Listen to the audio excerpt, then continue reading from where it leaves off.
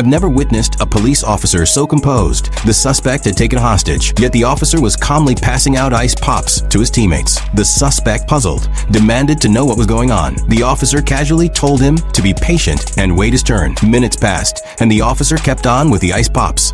Feeling ignored, the suspect finally yelled that he was running out of patience and growing unstable. Still unfazed, the officer reassured him that there was one for him too. Eventually, the officer climbed up to the rooftop and asked if the suspect wanted one. The cautious suspect, worried the officer might be armed, told him to strip.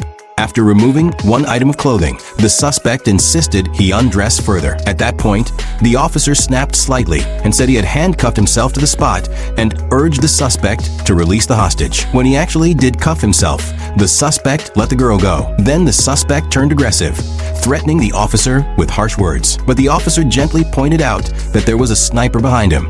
Terrified, the suspect ducked behind the officer for cover. Once the sniper was no longer visible, the suspect sat facing the officer and started venting. Suddenly, he mimicked pressing a detonator, trying to scare the officer into panic.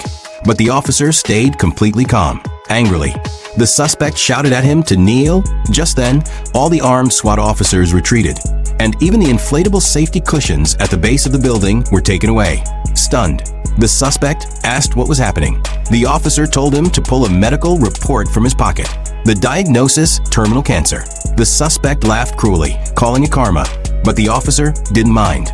He said he was already dying, and this situation gave him a chance to go out in the line of duty with honor. He then sat beside the suspect, who looked startled. The suspect said he didn't want the officer to die a hero. The officer, however, thanked him for giving him the chance to do so. He admitted to ordering everyone to pull back. Then, the officer reached for the detonator. The suspect panicked, stunned by how fearless he really was. He quickly tried to calm the officer down, telling him not to act rashly, to think of his family, and to believe in treatment. The officer, growing tired, told him to stop stalling, and then asked if he loved him. The suspect froze, cursed him, and called him insane, then flung the detonator away and turned himself in.